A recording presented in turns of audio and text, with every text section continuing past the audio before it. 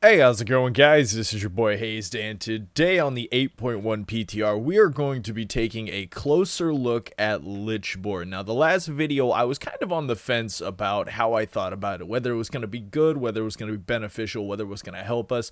I really didn't know where I was standing because there really are some pros with it, and there are a ton of cons. Like, really, like, now that I'm actually viewing it and thinking about it and putting it all into perspective, I am not happy with Lichborne really at all at this point. So let's go ahead and jump into this video and discuss why.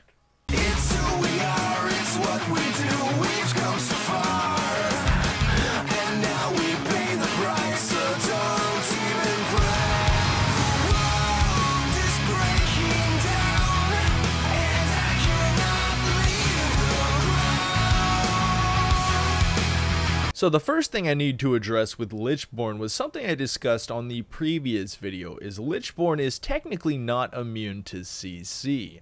Now, there was a lot of comments coming in saying that, why would something where you're immune to CC and snares be CCable? Well, it's just kind of how Lichborne used to work. Now, Paladins could use Turn Evil on Lichborne used DKs, and it would fear them during that major CC. Now, the other thing that classes could do, such as priests, were able to shackle undead. And yes, shackle undead still works. Fear evil was removed, but think about this, guys. Your Lichborne defensive ability here is going to last for 10 seconds. Shackle undead costs, about 1.5 to 2 seconds to cast the ability. That CC alone is going to lock you out for 8 seconds. Yes, guys, using that ability and getting hit by Shackle Undead is going to lock you out of combat for 8 seconds. You are going to be useless for 8 seconds if there's a priest inside of the arena. So what are the chances that there's going to be a priest in a rated battleground? Basically right now 100%. Most metas are almost running 2 or 3 priests most of the time, just because they can counteract healing and still have quite a bit of damage going on.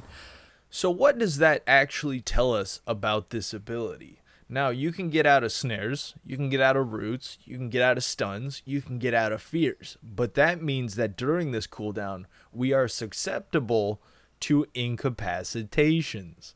Now, incapacitations meaning if a rogue decides that he wants to sap you, and for some reason you are using that ability outside of combat, or you're in combat and the rogue happened to vanish and reset and go in for the sap while you have this cooldown up, he can sap you. The rogue can also blind you. He could also disarm you. Multiple ways that it's going to completely destroy this ability. Yeah, whether you're trying to use it offensively or you're trying to use it defensively, there are still ways that people can make you unable to be able to play your character during this so-called immunity. And it's not just rogues being able to do it. There's a lot of classes that could do it. Now, keep in mind, the only thing a class really has to do to counteract Lichborne is run away. That's all they've got to be able to do, is get, 2 or 3 yards away from you and then just walk away from you, because you're going to be moving just as slow as them, even if you have chains on the target. Now, the only way you can really counteract this is by A, rooting the target, or B, stunning the target. Outside of that, most classes are going to completely be able to get away from the Frost DK's burst when using Lichborne. And that's one of the things that I was thinking would kind of make Frost DKs good, was breathing during Lichborne, so you had immunity to a lot of CCs. But I soon realized that it would also counteract the breath, considering most classes have extreme mobility right now in Battle for Azeroth, and are going to be able to simply walk away from us, not allowing us to get obliterates on the target, so we literally won't get any damage off with our breath if they know what to watch for. So it's definitely a double-sided knife with that ability. Like, it's almost the same problem we had before. If they are dumb enough to stand still, it'll work. If they're smart enough to walk away, it's not gonna work. And it's really sad to see that we're still running into literally the same problems that a Frost DK even after some of these reworks.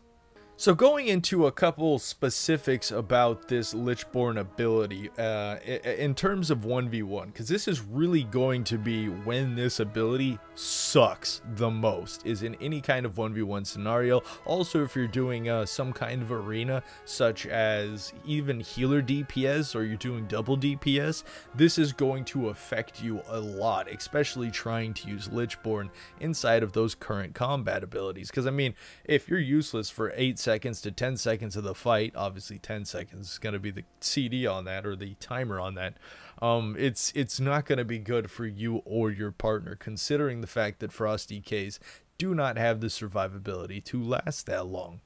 Now, I'd have to say, in those situations, what's going to affect it like that? It's just specifically the amount of abilities that other classes have to get away from a Frost DK are basically going to be never ending for the majority of classes. It will almost be impossible 1v1 to go aggressive using Lichborne against just about any class that knows what they're watching for. Any class that knows that there's some kind of CD coming up, that knows that Lichborne's coming up, and all they simply have to do, let's use Rogue as an example. A Rogue can sprint away, he can cloak. As soon as a Rogue cloaks and runs away, he's literally outside your range. There's almost nothing you're going to be able to do besides asphyxiate during that, if you have your asphyxiation, and that's going to stun him for what, 4 seconds partial time, and in which case right after they're just going to be able to get away. As for the next classes, imagine what druids can do. You literally cannot root a druid at the moment, and the fact that we are at walking speed, using that defensive ability, you're not even going to be able to peel off a druid's opener or anything with a quick trinket because of that ability making you walk. It's almost going to be completely useless in those scenarios. Let's go down the list a little more, talking about paladins. They can freedom, they can bop, they can bubble, they can use their charger, and multiple things, multiple mobility is really what's going to put a huge damper on this. And obviously with freedoms and things like that, you'll be able to pull him back, you'll be able to stun him, you won't be able to actually root him in place, and most likely 1v1 they'll just outuse abilities and just kind of get away from you. There's really nothing you can do to hold them back. Next up, we got hunters. Hunters are going to be able to leap. You can pull them back. They can use their sprint. I believe they also have an ability that'll make them immune to immobilizations, which literally will allow them to walk away from you. And of course, we got turtle shell that they can use. That'll literally allow them, again, to just walk away from the Death Knight. Going down the list, we got shamans. Literally, you don't have to go any farther than Ghost Wolf form, and they'll just walk away from us. We do have root we can hit them with. We do have stun. They will be a little bit more susceptible than other classes in terms of that, but they could also get away from you and then hex you, since you are not immune to polymorphs. Incapacitations, those are not on the list, guys. You are literally going to be hit with hex during that. Like, there's so many things that can happen, like so many things that didn't jump into my mind at first thinking about this ability yesterday. Now let's go down the list a little more. Obviously we got priest, we got shackle and dead, which is like just a complete direct counter to Lichborne. It's absolutely insane. We got mages. Generally it's going to be poly that's going to hurt you with that, because again, we're not immune to polymorphs and things like that. Next up, we got monks that can literally roll away, portal away, and of course monks do have a paralysis, which is an incapacitation and technically not a stun, so it should affect you during Lichborne, which I don't like that at all. No, not at all. And of course we got demon hunters. How you gonna catch a demon hunter? They're one of the most mobile melee classes in the game. You got fell rush, you got imprison, they can fly up in the air. There's literally so many things that they can do that'll basically just make that ability complete garbage, complete trash. There's no way you're gonna catch a class like that.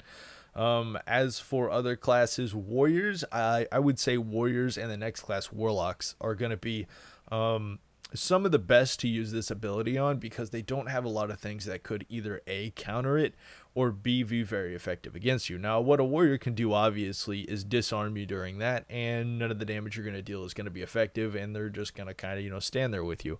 The other thing they can do, obviously, is leap away. You can group them back in. At that point, they can pop Blade Storm just for a mobile buff, and literally, again, walk away from the Frost DK. Now, you're definitely going to see a pattern going on here, is any class that knows what Lichborne is going to be able to simply, in a 1v1 or BG scenario, they are just going to walk away from us.